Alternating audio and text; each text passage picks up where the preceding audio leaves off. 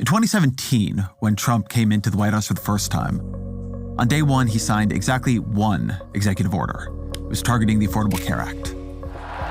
In 2025, he signed 26 executive orders on day one. One withdraws the U.S. from the Paris Climate Accord, eliminating birthright citizenship, setting January 6th rioters free, declared an energy emergency, and recognizing just two sexes, male and female. One of the difficulties of covering Donald Trump is it's always hard to know where to look first, or even to look at all. Back in the day, I used to do a policy podcast at Vox. Hello, welcome to another episode of The Weeds on the Vox Media Podcast Network. I'm Matthew Yglesias, here today with Ezra Klein, Dara. The Weeds. Matt Yglesias is now the author of the excellent Substack newsletter, Slow Boring. I think that it's... And Dara is now a senior fellow at the American Immigration Council. Thought it'd be good to have a bit of a reunion with two of the people who follow the policies that Trump is working on most closely, to get into the guts of what is actually changing and what, as of yet, really isn't. As always, my email, EzraKleinShow@nytimes.com. Dara Lind, Matt Yglesias, welcome to the show. Good to be here. Good to be on. It's like old times. Yeah. So let's dive into immigration first. Donald Trump signed about 10 executive orders on border security and immigration. When you look at them together, Dara, what do you see? What we see here is a body of orders that are pushing the federal government to take a much more aggressive approach on immigration enforcement, especially in the interior of the United States, especially integrating the military into border enforcement in a way we haven't seen, but without really prescribing a whole lot in terms of specifics, because they understand that that's going to have to happen at the agency level. That's going to have to, that requires the actual machinery of the federal government to work itself out. A lot of Biden-era enforcement priorities got rescinded. It is currently, and this is actually as of Tuesday night, the U.S. has the legal authority to deport people without a court hearing if they're arrested anywhere in the U.S. and cannot prove to an ICE agent's satisfaction that they've been in the U.S. for at least 2 years, which is something we're going to have to see how that plays out on the ground. And there is a push toward building more capacity for detention, which is going to be very important if they're going to scale up enforcement efforts. A push toward punishing other countries that refuse to accept deportation flights by putting visa sanctions on them, which is going to be extremely important if you're going to succeed in deporting people. So, on the interior side, there is a very big shift toward both the kind of expanded legal authority and the expanded capacity, which you can't do immediately, but which they're building toward. When you read this, Matt, does it look to you like mass deportation, which was promised and feared, or does it look to you like what they're trying to do is create a climate of fear and, as Mitt Romney once put it, self-deportation? It's what's actually happening is closer to the latter, right? In terms of the question of what is the quantity of people who are deported, the historic peak for the United States came during Barack Obama. And the main reason for that, at least as I understand it, is that there was really strong cooperation between ICE and state and local law enforcement officials. And basically they were picking people up out of jails all throughout the country, which is a very efficient process. If you're thinking of deportation as a resource-intensive kind of operation, people who are already in custody are the easiest people to deport. And then numbers started to come down because of policy changes in blue states, then different enforcement priorities, things like that. But what Trump at least would like, what real immigration hawks would like to see happen is create harsh day-to-day living conditions for people who are in the country without authorization. Very optimistically, they hope people will self-deport. Beyond that, they just think it's a deterrent, right? People come to the United States without visas because they believe that life as an illegal immigrant in the United States of America will be better than their life back at home. So if you can make it worse in any number of different ways, including by just raising uncertainty that a person kind of working off the books and minding their own business might get deported, that has a kind of an impact. if you do, like yesterday, I think Tom Honan was on TV and he was like, we arrested 308 people already, which was like, I think the average under Biden was about 310 ICE arrests per day, right? So there's a certain amount of like, we're getting tough theater that is occurring and that will occur. But we don't really know what's going to happen, right? I mean, we haven't ever seen really tough interior enforcement in the United States, both because of the logistics, but also because the politics are tough the more concrete you get, right? I mean, you can get right now, there's big immigration backlash. And so like, should we deport everyone? Polls like pretty well.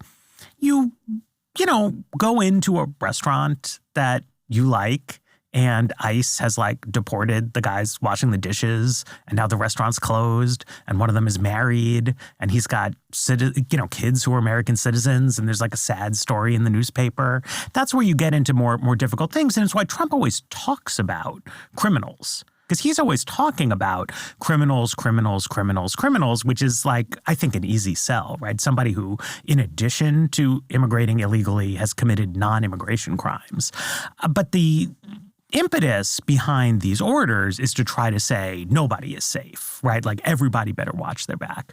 So as far as self-deportation, the immigration hawk theory of self-deportation has never really been about fear of deportation will lead people to self-deport. It's the inability to work is going to lead people to self-deport. And as far as that is concerned, there's a provision in these executive orders that says that the agencies shall ensure that no unauthorized immigrant has a work permit. Now, that's actually not current regulation. Current regulation is if you have a pending application for asylum, for a green card, et cetera, and it's been pending for a certain amount of time, you can apply for a work permit and work in the U.S. legally. If they're going to change those regulations, that takes people who are currently working legally, puts them into the illegal labor pool and, potentially removes what would be an impetus for them to stay. So that's definitely something to watch for. And there's this noise about, restricting all federal funding from any sanctuary jurisdiction, which was followed up with a memo sent by the Department of Justice to attorneys saying that they should investigate state and local officials who refuse to cooperate with the Trump administration. So the question of whether places that would be resistant are going to be bullied into cooperating and places that are enthusiastic are going to have the full support of the federal government behind them. If you do both of those things, then you really ramp up the ability to do this more frictionless handover. Do they, Dara, have a legislative agenda here? And one of the ways in which I mean that is you make the point that the self-deportation theory is that you can't work here and it's miserable to be here. But the theory of the long-time theory of how to make it hard to work here wasn't deportations. It was things like E-Verify. It was things like holding employers accountable for hiring undocumented or unauthorized immigrants. I have not heard them or Republicans talking that much about it, but I've been wondering if that's coming or if they just don't want to work with Congress, so they're not going to try. The extent to which E-Verify, and I was noticing this even under the first Trump term, like that it had just fallen out of the top tier of the wish list. You used to hear about it all the time under Obama, under Bush. Like this was the theory. What happened to it? I mean, I think it's because the traditional immigration hawks, the Center for Immigration Studies folks who had put together the intellectual framework of attrition through enforcement, which is what got called self-deportation, aren't the people who are running the show. They're a different flavor of immigration hawks who are much more concerned about cultural threat. And so putting together the intellectual apparatus of what are the buttons we push to get people to leave on their own isn't necessarily what they're thinking. The Stephen Miller approach is, what are all of the other parts of the U.S. code that we haven't been looking at that can be used? There's a provision in here that cites a little used provision of U.S. law that says aliens have to register and says, okay, so the federal government's going to publicize that people have to register, and then we have to do as much as possible to criminally enforce failure to register. Now, people who entered the U.S. without papers have not had an opportunity to register, in many cases. And so there's a certain bit of paradox for like punishing people for failing to do something you never let them do. But it's that sort of thing. It's identifying unused tools, much more than, the big question for Congress I think is really a budgetary one, is how much money are they going to throw at enforcement? Because, as Matt pointed out, we've never done anything close to the scale of what they are threatening to want to do. And the more that Tom Homan and company want to spend on, getting headlines by sending a bunch of ICE agents into California, the less money there is in theory for stuff like, building soft-sided detention facilities and other unsexy things that you're going to need to do to get your capacity up. But Matt, they seem to have a much clearer pathway to working with Congress than they would have in the first term. You mentioned how one reason you had high levels of deportations under Obama was very strong cooperation between the federal government and the states. Under Trump, after Obama, you had this huge blue state backlash to immigration enforcement, and you had sanctuary cities and so on. I mean, we're in New York City right now. I think Eric Adams would love nothing more than to cooperate with the Trump administration. but even among Democrats in Congress, even among the kinds of Democrats in Congress who were resistance Democrats in 2017, 2018, you saw them move to working with Lankford on the Murphy-Sinema-Lankford bill that then Kamala Harris ran on. That was a big shift, right, for Democrats. And now you've seen a bunch of Democrats sign on to the Lakin-Riley bill, which is a very sharp shift right for Democrats. So it seems to me that if the Trump administration wanted to kick off a policy process with Congress that is trying to toughen enforcement on the employer side, it's a very different political alignment than it was in 2018. I think, yes, clearly, the politics have shifted in Blue America, I think particularly around removals of people who've been arrested. And that to the extent that Donald Trump wants to, work with people and get back to an Obama-type policy agenda there, I think he could get it done through a mix of political fear and sincere change of heart on the part of Democratic officials. Lakin-Riley Act deals with a basically related set of considerations. I mean, the headline, the thing Republicans would put in an ad against you if you voted no on it, is that this bill requires ICE to detain people, who've been convicted of theft and some other list of crimes. Arrested, yes. So the objections to it relate to sort of due process. I mean, people can be arrested for things they have not committed, but also it creates a lot of state causes of action where you can sue the federal government for having not done X, Y, or Z. It was pretty clearly written when Joe Biden was president, to get Democrats to vote no, right? By saying this is unworkable, it's going to hamstring the executive, and then Republicans could run against it. Democrats started saying, well, we'll vote to advance this, but we're gonna fix that stuff in the amendment process. Then because Republicans really they wanted to get to no on that bill, so they wouldn't do any of the amendments. And then Democrats refused to take the no vote that Republicans wanted them to take. So now this probably unworkable bill has passed. E-Verify and employer sanctions are a different kettle of fish, because when Republicans were putting together, I think they called it H.R. 1. It was this big immigration package. H.R. 2? H.R. 2, yes. When Biden was president. And initially, mandatory E-Verify was in that package because the point of the package was to be maximally hawkish. Again, they wanted to get to no with Biden so they could complain.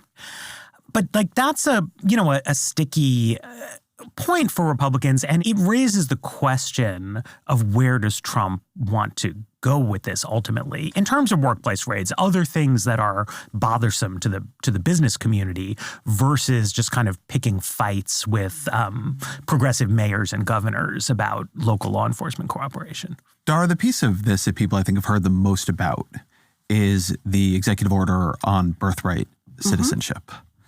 How did you read that? Just laying out what it does. The Birthright Citizenship Order declares that it is the position of the U.S. government that anyone born after February 19th of this year whose mother is either someone who does not have legal status in the United States or who has some form of, temporary visa or other temporary protection in the United States, and whose father is not a U.S. citizen or green card holder, is not a citizen of the United States by birth. most of the text of the executive order is a defense of a very novel legal theory that is not only is the 14th Amendment of the Constitution not as it has been interpreted by, the Supreme Court for over a century, et cetera, but that we can change that interpretation via executive action and simply declare it by fiat. You could think of the birthright citizenship debate as having two components. One, which I think everybody was expecting them to go after, was children born to people who are not here legally. Mm-hmm. And then there's this other question that they added into it, which is people who are here legally. They're here on a student visa. Mm-hmm. They're here on an H-1B visa. Some people have called this a Kamala Harris provision. I know many people who were born in the United States this way. And this has not been nearly as contested, but they added that in too. Mm-hmm. Matt, how did you understand that?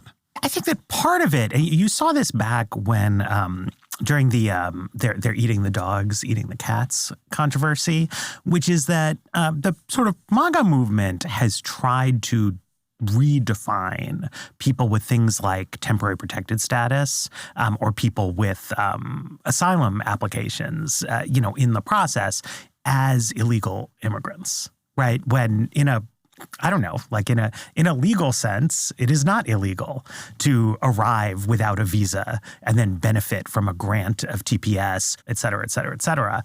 I think Vice President Vance, who's more cogent than President Trump, has, explained that, in his view, this is like a loophole. This is like lawyer BS, right?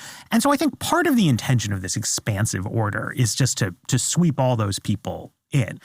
The fact that it also applies to people with totally normal, uncontroversial visas, like Trump was out saying that he loves the H-1B visa program, that he employs lots of people with H-1B visas. He clearly doesn't, and I think he's referring to a different H-2B.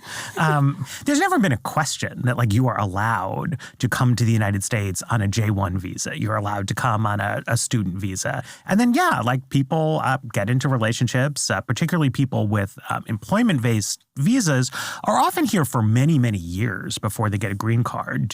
And there's never been a political controversy about that I'm familiar with. And it's quite, they really don't like immigrants, at least some of the people behind this policy, in a more extreme way than the president's official position.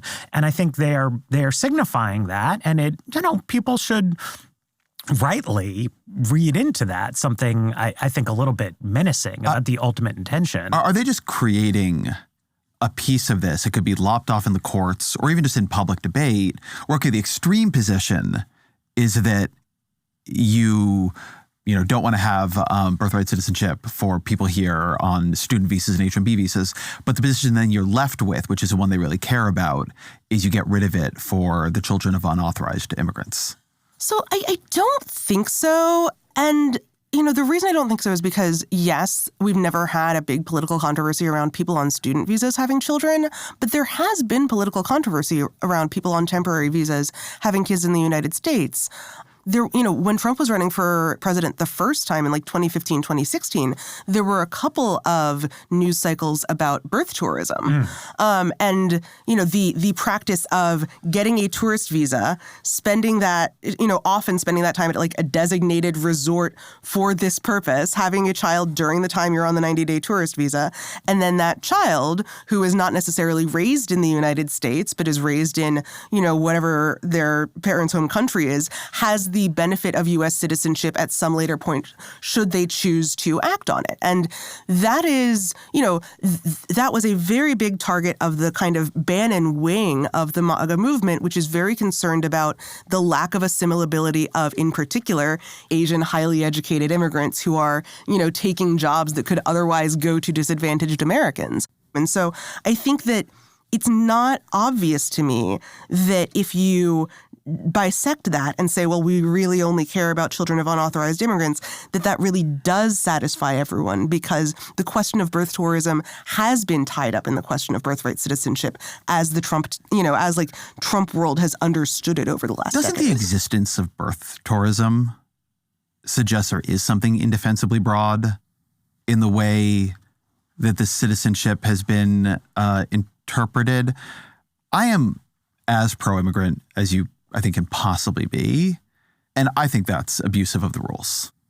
It is surprising to me that this has continued to exist because when you seek, there's like an entire regime in place that is designed to prevent people from being issued visas that are going to abuse the terms of those visas, right?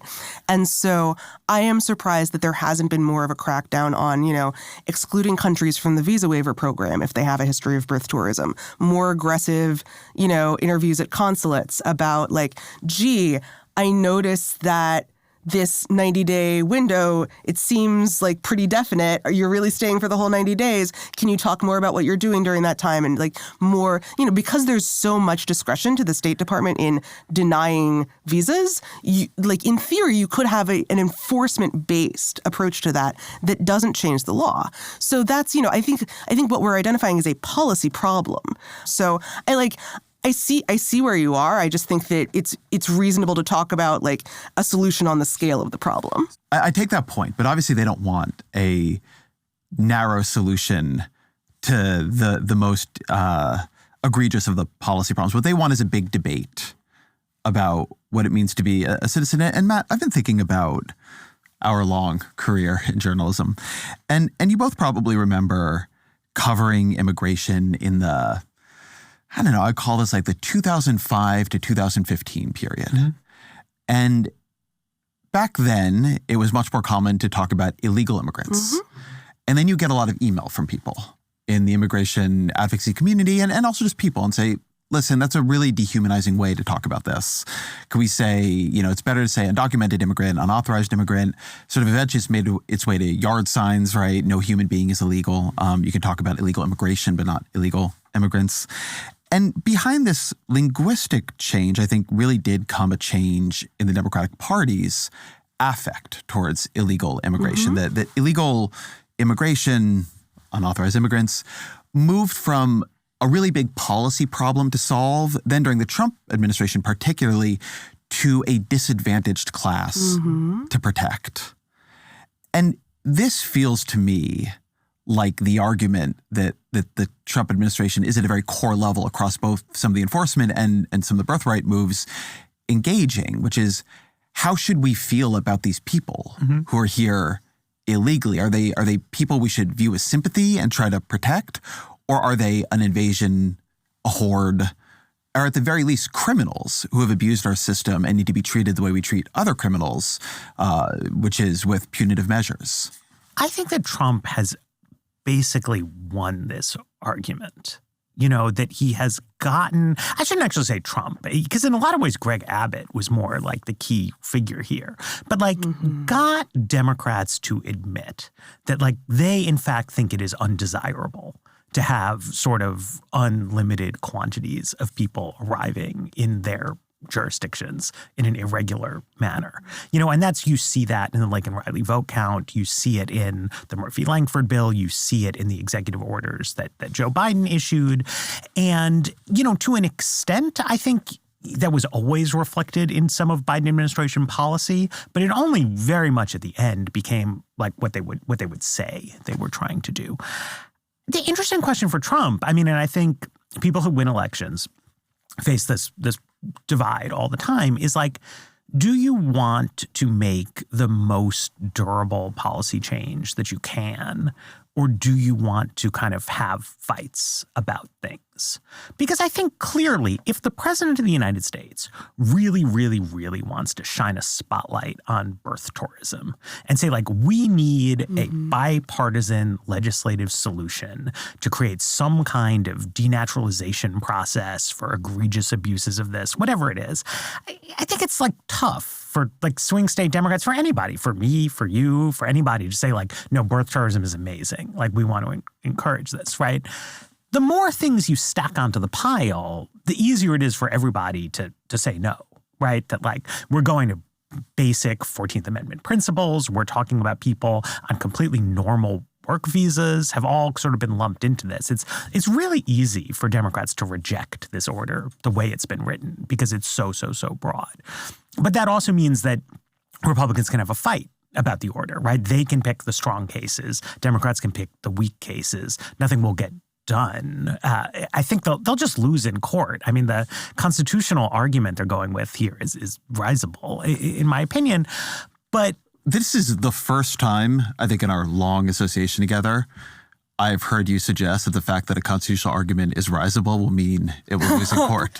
It's just... But I am pretty cynical about this, but you've always been more cynical than me. This is just a topic that has been litigated like a lot over the isn't that what people said about the individual mandate and the Medicaid expansion in Obamacare? I know, but Dara will correct me if I'm wrong. But I mean, I think just very literally, this question of what does it mean to be subject to the laws thereof has been litigated. This is not like a new version of an old question. They want to arrest illegal immigrants, right? That's like a big point of emphasis here, which is to say they are subject to the jurisdiction of the American government. There's no argument that illegal immigrants have diplomatic immunity or something like that, or that, they're sovereign tribal nations. Well, is it the argument that they're an invasion, right, Dara? That's what they're trying to play? Well, the invasion thing is, I think, separate. How would you describe the argument they're trying to make? If you were to say what they think in this court they have helped build, when Steve Miller goes to bed at night and is optimistic about the morning, what Supreme Court opinion he's hoping gets issued? I mean, it's very hard to tell from the outside the difference between we genuinely think that this question has never been properly tried because when Wong Kim Ark was decided over a century ago, we didn't have illegal immigration in the same way. The circumstances of Wong Kim Ark stem from the Chinese Exclusion Act, which was 3 immigration regimes ago. And so now that we have a population of millions of people who have no legal status in the United States, you can make the argument that they're not subject to the jurisdiction of the United States in a way you couldn't before. And how much of it is, but we have the Supreme Court now, so they can change.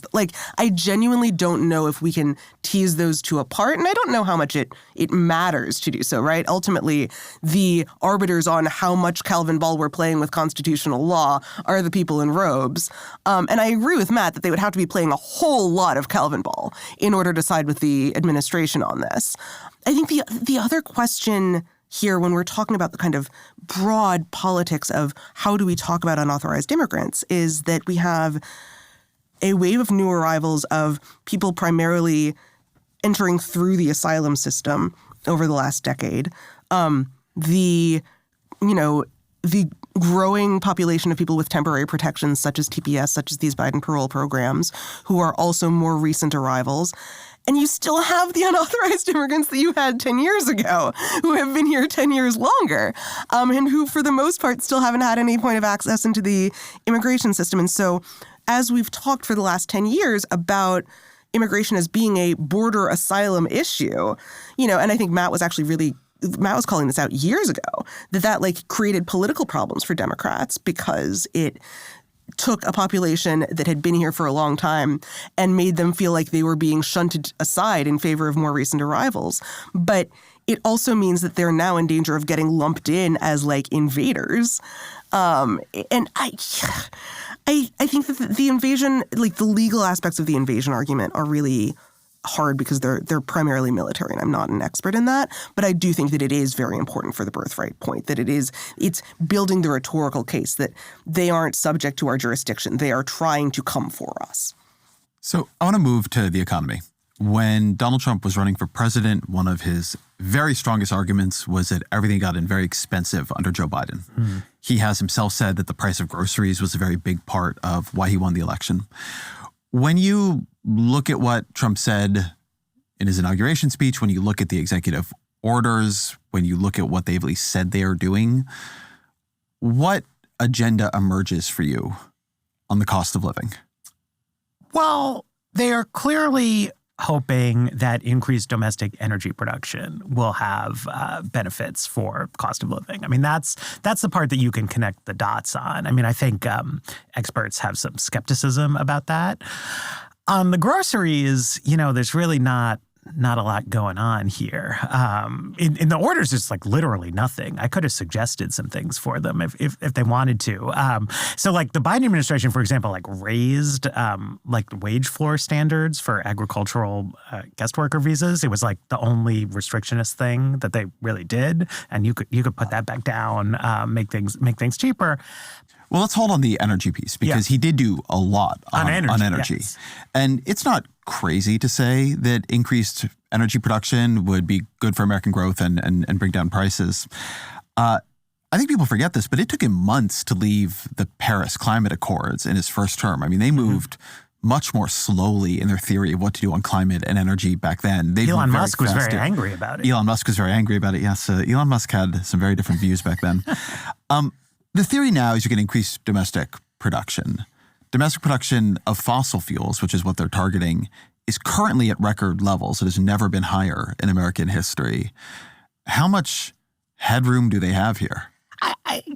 This is a tough one, right? I mean, I think if you talk to people in the oil and gas industry, the thing that they were really mad at the Biden administration about was pausing the construction of new liquefied natural gas terminals. The Trump administration has done what the industry wanted there. I think he's correct too, frankly. And this will increase American natural gas production. But the reason it will increase American natural gas production is we will be able to export more gas, which, as the Biden people like to point out, will raise the price of domestic electricity, not lower it. The thing that the oil and gas industry wants is more demand for their products. That's what these LNG export terminals are going to create. And that's what sort of the federal government, foaming the runway for permitting of big data center projects is going to ensure that there's a lot of demand for natural gas. But is it going to make it cheaper for you at home? Like, probably it might make it more expensive. It's just ambiguous in terms of its basic upshot. Similarly, he's going to rescind some of these electric car type regulations that Biden issued. But I think people will continue to buy more electric cars than they did in the past, one way or another. Again, Elon Musk continues to be out there making his Teslas. So the long-term outlook for oil production... Can I stop on that for just 1 second? Please. For a very long time, I felt, well, look, I don't personally love Elon Musk's sharp rightward swing and all the conspiracy theories. But it's going to get more people buying electric cars. Yeah, if Elon Musk can depolarize electric vehicles and make it something not just that liberals in San Francisco want to do, but actually a status symbol for Texans too, and maybe get Donald Trump on board with it as a sort of symbol of like American ingenuity and dominance of one of the obvious industries of the future.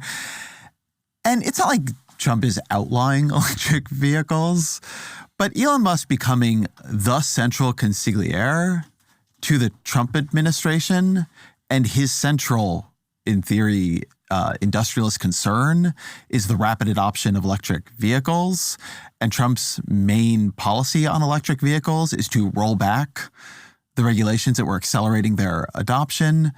I guess you give Elon Musk points for being principled on things that are not just his business interests, but it's a little bit disappointing as what the trade ended up being. Can I step back a little bit? Yeah. Because, I think that one of the things that really strikes me going into this Trump administration as opposed to the first one is the first time around, it was very clear that Donald Trump was a politician without a constituency. He had not been made by anybody.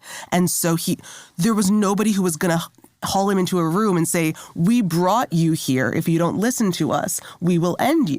And that made it much harder to predict what he would do. It made like the kind of White House intrigue stories of who he was listening to much more important because you couldn't use that standard political calculus. This time around, he's coming in with what looks much more like a traditional political coalition with various people feeling they have claims on him, which includes both, in this case, the Musk and company, industrialist policy, crony capitalist. It is very important for the government to affirmatively subsidize the things that we want. And the Russ Vogt and company massive deregulatory, there's absolutely nothing the federal government should be doing to support electric vehicles. And it's weird for Trump, but it's very normal for politics. And it's going to be interesting to see how this very traditional interfactional divide plays out when the person making the decisions is still Donald Trump, a man who pretty famously doesn't really hold on to anything, consistently enough to make it very predictable which way he's going to fall. I think that's right as a political science theory, but actually maybe wrong about the factions. My understanding of Musk right now is you can imagine Musk in his Tesla guise, not his international right-wing provocateur and funder and attention getter guys, as having plausibly two theories, right? There's always the argument, all he cares about is saving the world from climate change and getting to Mars. There's this other theory that what he wants is for Tesla to be the biggest company in the world because that is where the bulk of his wealth is and his power is. And getting the subsidies for electric vehicles pulled back at the time that Ford and General Motors and these other players are accelerating into electric vehicles and maybe getting to a point where they could challenge Tesla for making good cars. Well, Tesla's a really big advantage. They've been doing this for a long time. They're way ahead of everybody else. Their marketing is way better. People know them. And so my sense of Musk, at least in part, is that he's really, let's call it, chilled out on the climate change question, much less worried about that than he once was, although he still says he is worried about it. And, he got his. The support for electric vehicles is what made Tesla into the company it is today, but Tesla is fine now. And if there's no support for electric vehicles, then it is the other players, particularly the legacy players, trying to climb the electric vehicle ladder who are about to find the ladder falls down under them before they attain, the sort of level of quality and production that Tesla did, again, under years and years and years of federal and state support. I think that's right. What will be interesting will be to see how Democratic states sort of react to this, because Tesla's profits have been accounted for by basically tax credits, right? This is not as important to their business as it used to be, but it continues to be a big kind of moneymaker for them because California has increasingly strict emissions rules, and then a number of other blue states kind of piggyback on them. Gavin Newsom seems to be trying to see, can he reconfigure that as a subsidy for non-Tesla electric cars? And I think there's legal questions and implementation questions around that. A big picture, though, I think the thrust of Trump's energy policies will increase America's gross domestic product by causing us to care less about climate change and certain other kinds of things. Whether they will reduce prices to American consumers, I think is much more questionable, right? Democrats were going nuts all throughout 2024. They were like, why are people mad about inflation? Inflation's down to 2.4, year over year. And then just well, we didn't forget that there was 9% inflation 18 months ago, and that it was 5% inflation 9 months ago. And so now... and the prices did not go down. And so you couldn't forget because things were still more expensive. Exactly. Yeah. But you get used to price levels. Yeah. And also I don't want to say we remember it was Joe Biden's fault, but the people who think it was Joe Biden's fault remember that they think it was Joe Biden's fault. So, I don't know that it's actually... Now, a lot of conservative take slingers will be hypocritical when they pivot back around to being you can't actually make the price level fall. But it's true, you can't actually make the price level fall. And I just don't, it's a shame for Joe Biden that we had 9% inflation when he was president. But people were mad about that. And I don't know that there's going to be so much juice in lol, prices didn't get cheaper. That being said, we when I was a guest on your show previously, we talked about this a lot, but Trump's tariff agenda, his fiscal policy, all of that points toward a acceleration of inflation. And that's, perilous, even if it doesn't get up to 9. Although that's something we saw, Dara, which is that he did not come in on day one and impose a bunch of new tariffs. I was wondering where the tariffs were. We're studying the creation of an external revenue agency, which definitely sounds to me like the kind of thing you do when you don't want to put into play your big tariff proposal, right? We're creating a blue ribbon commission. But then he did say there's going to be tariffs on Mexico and Canada starting in February.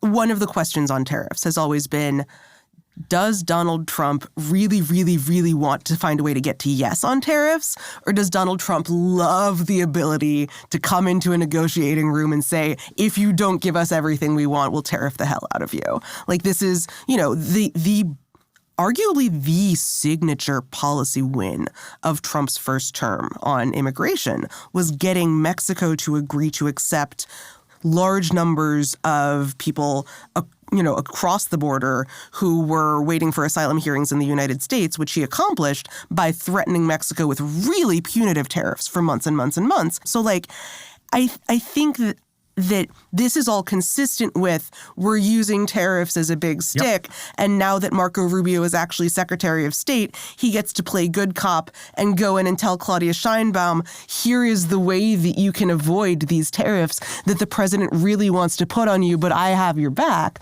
But I'm actually not sure. There also really does seem to be a belief among Donald Trump himself and at least a professed belief among some conservative intellectuals that tariffs are affirmatively good for America. So if he ends up saying, oh, we've suspended all tariffs because Canada, because we're taking the win with Canada and Mexico and China, does that leave a constituency unsatisfied? I think some foreign leaders have to ask themselves if they want to call the bluff here. Because you're right, Dara, right? I mean, Trump in his first term pretty effectively wielded the threat of tariffs as a kind of negotiating strategy. Then during the last 6 months of the presidential campaign, Trump's business community supporters were everywhere in the business press and amongst themselves, telling people, don't worry, don't listen to what Janet Yellen and Kamala Harris and, Ezra Klein are saying about this. The president is just using this as a negotiating tactic. Trump, during the lame duck, he just tweeted or Truth Socialed that there's going to be 25% tariffs on Canada and Mexico. And then Trudeau put out some announcement that was we're going to get really tough on fentanyl. And then Trump took yes for an answer and was oh, the tariffs are off. But now he says they're going to be back on. And I hesitate. These people, they got to listen to their own advisors. They got to think about what's what. But, you don't want to be a sucker in every negotiation, right? At a certain point, somebody has to be willing to say, Mr. Trump, it appears to me from your behavior that you in fact know that these tariffs are a bad idea and are doing a ploy. And I can read to you the passage from The Art of the Deal where you talk about how you like to bullshit a lot in negotiations and make dumb threats. And if you do this, it will be bad for my country. It'll be bad for your country. The exchange rates will also adjust. It's going to be political blowback on you, though, not me, because people know this is your stunt. And just leave us alone. It's risky. But the fact that they weren't in the day one, right? I mean, it does call into question, right, that maybe these business guys were correct. I mean, that's the question I think I'm really asking here. Were the business guys correct? He doesn't want to do this. He's not going to do this. I thought it's been interesting that Bob Lighthizer, who was Trump's trade representative in the first term, and is widely considered probably the most effective single member of the Trump administration in the first term, is not anywhere there, right? There was you heard him talked about for Treasury Secretary, you heard him talked about for Commerce, but he's in Florida somewhere at the moment, right? There's just a New Yorker piece on him. It's not that the people who are there are not pro-tariff. Many of them, the head of the Council of Economic Advisors has written, positively on tariffs. Scott Bessent, the Treasury Secretary, has talked about tariffs. But Bessent has talked about tariffs as a negotiating tactic. And exactly. Stephen Mirren wrote an article for, I think he just did it for his hedge fund or something. And it's what the article, quote unquote, says is that like the liberals are wrong and tariffs are really good. But then the analysis is that tariffs actually won't raise prices because exchange rates will adjust. And that means that you want to make the tariffs phase in slowly so that financial markets have time to adjust to the tariffs. And it all just seems like a way to say that you're for tariffs while actually acknowledging that they're bad. One view, I guess, is that Trump was like tricked by these guys. Mm-hmm. I don't know. I kind of feel like I've been looking at all the like obsequious flattery that different CEOs have been throwing Trump's way. And I'm like, do I really think that Donald Trump is such a like naive patsy as everybody is saying? And it's like everyone knows the way to Trump's heart is with like completely disingenuous flattery. Or does he just enjoy this, right? Like as a thing, he thinks it's funny that he can make the monkeys dance by putting it out there that like if you say nice things about Trump, he'll like you. No, I would go further than this. I think you're missing an option on that. So one of the things going on right now is this announcement of Stargate, a consortium of companies working on AI who want to put in huge amounts of money into energy and AI data center infrastructure. And Stargate was going on and getting ready, and people were working on this before Donald Trump became president. Then he became president, and now they're like, thank you, Donald Trump, we couldn't do it without you, which in some technical sense is probably true. It's useful to have the help of the president, but it's not a Trump initiative. But then Elon Musk, who hates Sam Altman and is suing OpenAI for turning itself into a for-profit or trying to turn itself into a for-profit, he tweeted something mean at Sam Altman. I don't remember exactly what. And then he and Altman got into a spat. Musk said they don't actually have the money. Yeah, something and like then that. Altman came back and was like, you know, I hope that in your new role, you mostly make decisions that are good for America. So that was interesting. And then the next day, Sam Altman comes out and says, I really realize that I completely misjudged Donald Trump in the first term. I was thinking like an NPC, which is like right-wing internet meme for non-player character coming from video games, which is like a crazy thing to say about yourself, but whatever. And that Trump is going to be so great for America. And I've really turned around on this whole thing. And I'm sorry for underestimating him before, but I am all in. I'm paraphrasing him, but that's functionally what he says. Maybe that's how he feels. Maybe it's half how he feels, but it certainly looks like he's now trying to outmaneuver Musk, right? Trump was excited about Stargate. Musk is undermining Stargate. And now Altman comes in and says, God, Trump is so great. Well, and Musk retweeted a December 2021 Altman tweet where Altman had been praising Reid Hoffman for how much he spent on defeating Trump and saying that like liberals don't know like how much they should appreciate Reid Hoffman. The point I want to make on all this, because it's amazing to talk about, I guess, and depressing, but is it something, I think there's another option between Trump is a patsy who will believe any level of flattery no matter how disingenuous, and Trump is a cynic who just enjoys the flattery, which is that Trump understands speech as a form of action and commitment. Mm-hmm. And that whether you believe it or not, when you go out and you say, I am pro-Trump and he is a genius, you have either subtly or aggressively shifted who you are in public, if you're Sam Altman or someone like that, in ways that then change how you have to act and who your allies are. And, you know, in the same way that making Sean Spicer say that the inauguration crowds were the biggest ever was a way of, you know, arguably, I mean, you see this a lot in authoritarian countries, enforcing that loyalty test makes it people who have taken it more loyal because there are other options who become worse, right? Sam Altman is probably held in worse repute in the Democratic Party today. And to be fair, Democrats were already annoying him by sending him letters about why he was donating so much to the inauguration fund. But if you move Sam Altman out of the Democratic Party because you get him to say very nice things about Trump and that makes Democrats mad at him and then he gets mad at the Democrats, then you actually have increased his loyalty, whatever the real content of the flattery was, because to speak that way is to take an action. It's to reorient your alliances. And then your incentives change and they change in a pro-Trump way. I'm not saying Trump is a mastermind. Lots of strongman leaders have come to this theory independently independently. It's just a way human beings work. I mean, it's the way corporations work. You make people go out, and whether or not they really agree with the new corporate policy, if they have to say they agree with it, then they sort of have to act more like they agree with it. But that's what I read is happening here. So we need a Michael Bennett, Sam Altman beer summit where they can talk about their letter sending. No, I mean, that all makes sense. I think it's like a year ago, I was really, maybe even 6 months, I was really on like, no, like Trump is a tariff fanatic. Like that's why he keeps talking about this. That's why he's having so much problems with these things. But there are now doubts, significant doubts in my mind based on the team that he's assembled. Because he has, to your point, gotten them to sort of say that they're for tariffs, but they kept enough caveats in that analysis, right? Like they didn't act, if you look at Besson's statements, Mirren's statements, the things that they've put on paper, they did not like burn their bridges with conventional neoclassical economic analysis, which is different from, there was this Wilbur Ross paper where they were like net imports are subtracted from the GDP calculus. So therefore, if we balance trade, GDP will go up. And that's totally wrong. That's like really bad economics. And everybody wrote that, was like, these guys are numbskulls. And so that was this kind of bridge burning movement, right? Where if you're willing to make a statement like that, you are not going to be like welcomed back in the polite society of people who understand international trade.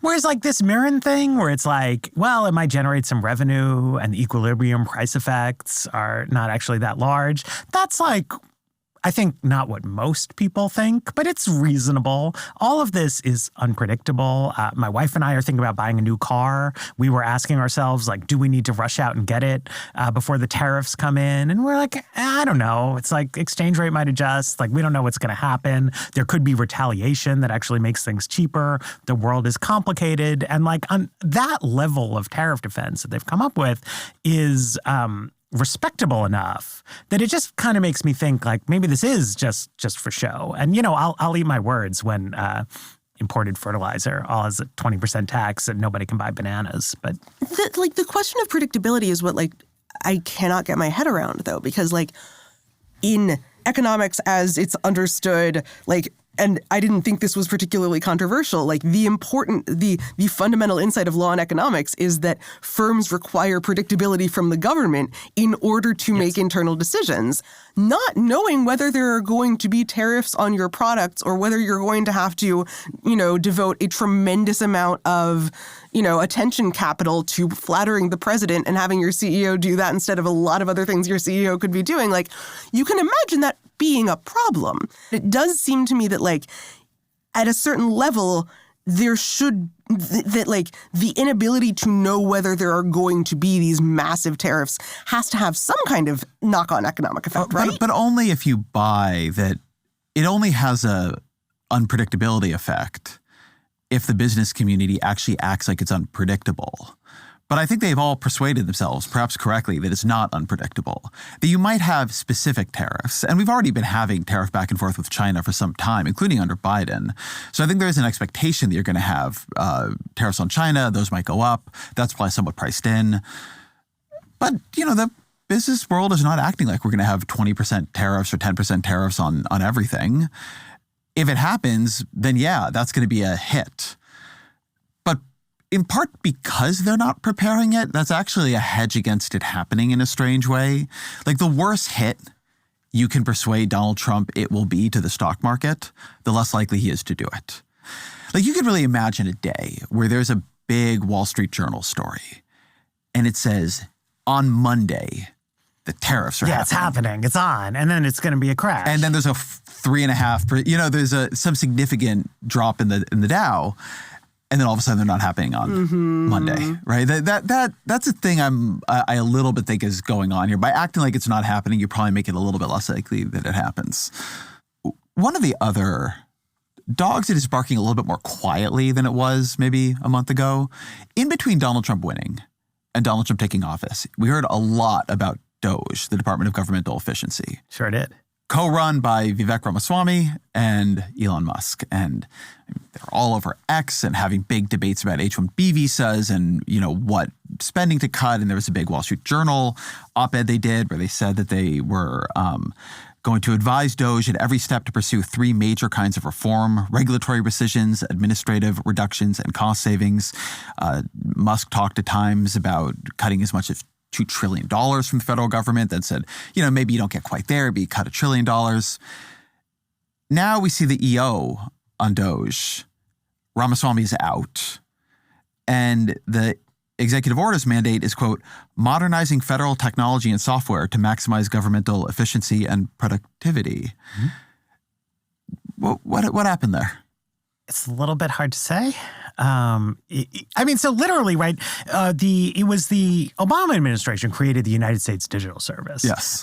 Back when exciting Silicon Valley entrepreneurs were mostly Democrats, with this idea that you could improve the efficiency of government by having elite tech strike team. I know people who've worked there. Doge is now going to be the new name of the USDS, which will be the United States Doge Service, so that they can reuse the logo, which I guess is efficient. And it is now zeroed in on changing IT procurement, which seems like a good idea. From everything that I've heard about federal IT procurement, it is an area that is ripe for reform and some increased efficiency. When all these Doge op-eds were flying around, I think if you looked at, the more sober-minded people in conservative think tank land, they were all saying, guys, this isn't going to work. That's not how the government works. You can't just come to the agency and say, there aren't regulations anymore, because I don't know what to say. It's the government. We have laws. We have courts. We have the Administrative Procedure Act. It is true that the government is not run as efficiently as a well-run startup, because unlike at a well-run startup, you can't just decide something isn't working and shut it down. You can't just lay somebody off because you think they're super. All of that is accurate, but it's genuinely true. It's not like you have to change it through legislation. Right. And it's not like it never occurred to anybody that it might be more fun for the president of the United States to just be able to make stuff up or tell people what they should do. You have to implement the laws that exist. Yeah, and I also have questions about who exactly it is who did that realizing, right? It is clear that whoever on the transition team was responsible for drafting executive orders related to Doge had that realization. Has Elon Musk come to that conclusion that he can't just waltz into, the Bureau of Alcohol, Tobacco, and Firearms and say 50% of you are fired and the other 50% have to show me 20 pages of code? One of the things that, as we sort of come to a close here, I have been trying to read the leaves on is, what is Donald Trump's relationship with Congress and legislation about to be? Compared to every other presidency I have ever seen come in, this one has come in with nobody really talking about big bills they want to pass. And on everything we have spoken about, from energy to the economy to immigration to IT procurement in the federal workforce, right? And who you can fire and who you can't.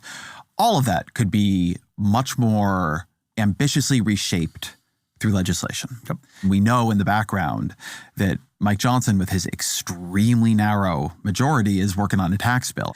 I think everybody expects a bill updating and expanding Trump's tax cuts and extending them to at least be proposed at some point. But they seem just really intent on what they can do individually. I'm curious how, Dara and then Matt, you all are reading what seems like a very executive-focused presidency, but in being executive-focused is giving up on a certain amount of ambition that you can only have if you are going to really work on a legislative agenda. I think that everyone is very comfortable with the equilibrium we've seen over the last 10 years or so of instead of policy originating in Congress with legislation, policy originates in the executive branch. Then via litigation, it gets punted to the judicial branch to issue a thumbs up or thumbs down on, and half of Congress is responsible for turning the judge machine on and off. That is the equilibrium we have. Congress has not been super interested in legislating under presidents of either party.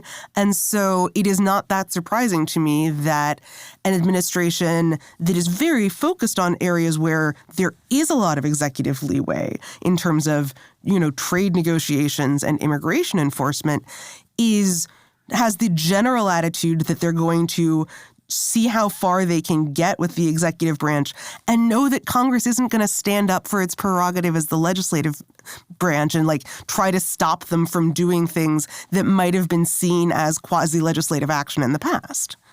Well, so just one thing I wanted to flag that to me is it's small, but it really signifies what you're talking about, which is that the congressional tax writers told the transition, do not issue an executive order rescinding Joe Biden's electric vehicle regulations. We want to put that into the tax bill because since there are tax credits for people who buy EVs, if you rescind it in a bill, that scores as saving money, and you can use that to offset the cost of the tax cuts. And then there were stories that it's all squared away, they're not going to do this executive order, it's going to be part of the pay-fors. It was in the menu of spending reductions, and then Trump just did it. Right? It was not just that he's taking action on his own rather than waiting for Congress or engaging with Congress. He did something that congressional Republicans specifically asked him not to do because they were going to do it, right? I mean, it wasn't a disagreement. And it would make it easier for them to do other things he wants them to do. Supposedly.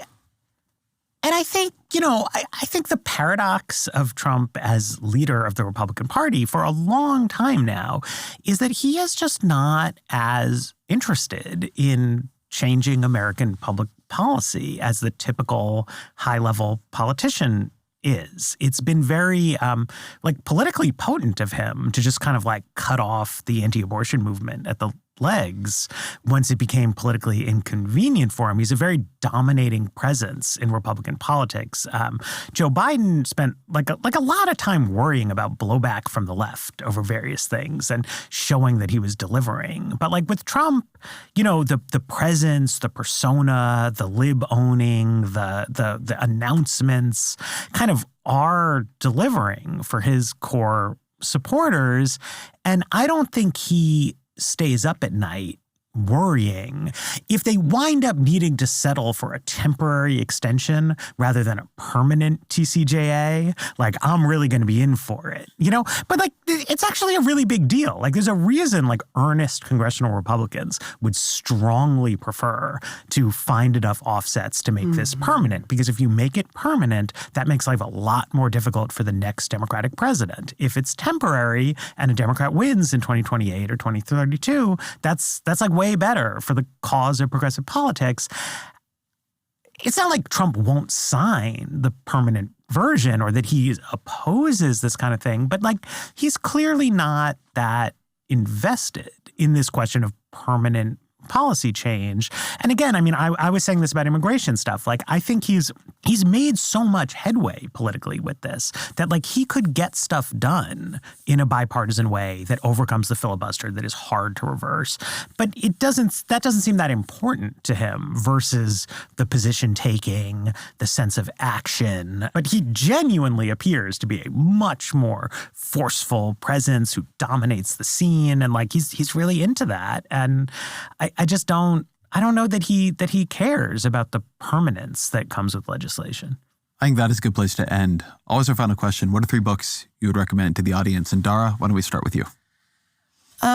This is the most good government normie take to have on this particular week. But I think that The Fifth Risk by Michael Lewis is probably a good book to revisit if you have it, and to skim if you haven't read it, checked it out yet, just for a reminder of the innumerable things that the federal government does that a broad-based attack on the civil service is going to end up, degrading in some form or another. Demon Copperhead was the only novel I read twice last year, and I think that it is the rebuttal to all of the, pseudo-sentimental, like hillbilly elegy debate in terms of what really happened to the rural poor over the last 25 years. And if I don't say an immigration book, I'm probably going to be fired. So Everyone Who Is Gone Is Here by Jonathan Blitzer, specifically the first half, which talks about the 80s and has really great archival material as a reminder that, like, government is made of people and people make decisions. Matt? Tim Schenk's book, Left Adrift, is a great sort of intervention into the, like, what's up with Democrats kind of debate, looking historically at Bill Clinton and, to an extent, Barack Obama, but also a lot of Tony Blair, Ehud Barak, sort of center-left figures. Very good stuff. Mark Dunkelman has a book that is, I think, not quite out yet, but I read in Yglesias, and that is going to be released in a couple weeks. I just read it as well. It's called Why Nothing Works. It's it covers similar themes to your book, but more detail. Abundance coming out in March. Yeah, but more detail on a narrower set of topics, and you'll really learn a lot about the history of kind of big infrastructure projects. I've been trying to reclaim my kind of scrambled cognition in the new era, so I'm reading old, long novels. Middlemarch is, by many people's estimate, the greatest English language novel ever written. I read on the internet, so I read it. It's really good, you know? It's sometimes the conventional wisdom, they really nailed that one. It's by George Eliot. You can get it for like 20 cents on an ebook version. Public domain is lovely. You'll learn something, and you'll learn how to read long sentences, which is miraculous in this day and age. Dara Lind, Matt Yglesias, thank you very much. Thank you. Thank you.